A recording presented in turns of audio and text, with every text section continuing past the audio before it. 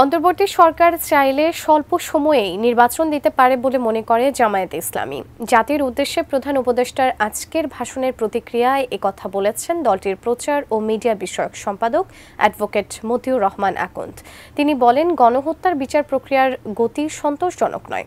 রাজনৈতিক দলের সঙ্গে সরকারের সংলাপে ধীর গতির সমালোচনা করে দ্রুত সংস্কার শেষ করার তাগিদ দেন তিনি। বিষয়ে তিনি উল্লেখ করেছেন যে ৬টি সংস্কার কমিশনের যে কাজ, সেই কাজগুলো চলছে। ডিসেম্বর এবং জানুয়ারির মধ্যে পূর্ণাঙ্গ প্রপোজাল চলে আসবে। সংস্কারের সিদ্ধান্ত যখন হয়ে যাবে, তারপরে সকল কার্যক্রম তিনি দ্রুতগতিতে এগিয়ে নিয়ে যাওয়ার একটা ইঙ্গিত এখানে দিয়েছেন, যে স্বল্পতর সময়ের মধ্যে চাইলে ওনারা নির্বাচন করতে পারবেন।